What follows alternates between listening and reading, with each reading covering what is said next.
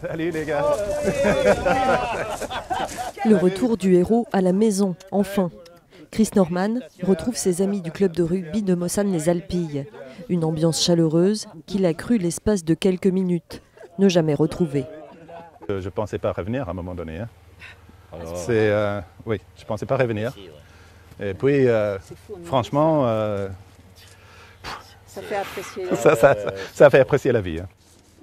Tout juste décoré de la Légion d'honneur, l'éducateur britannique fait la une des journaux. Ses proches ne sont pas étonnés de sa bravoure dans le Thalys. On ignore si dans cette situation on aurait la même réaction. Personnellement, je ne sais pas. J'en doute même. Mais venant de Chris, c'est pas étonnant. Nous avons été surpris, alors on disait, mais on le connaît, mais il avait coupé la moustache. Et puis après on a dit, bon ben c'est Chris, c'est vraiment, là on était très heureux pour lui, parce qu'il n'avait rien et il a sauvé énormément de gens. Chris Norman l'avoue sans honte, il a eu très peur lors de l'assaut. Mais cela ne l'a pas empêché d'agir. La seule solution efficace, dit-il, dans ce genre de situation.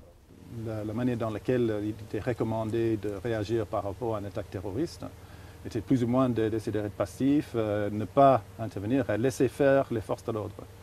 Mais ce qu'on a vu ces derniers temps, avec tous les attaques suicides dans lesquelles on massacre un maximum de personnes, si ça arrive, il faut qu'on intervienne, il faut être prêt à intervenir. Une expérience qui l'a marqué à vie. Chris Norman doit retourner au travail dès cette semaine, mais il le dit lui-même, il ne sait pas s'il pourra à terme reprendre une vie normale. En attendant, les honneurs continuent. Il devrait également être décoré en Belgique et en Angleterre.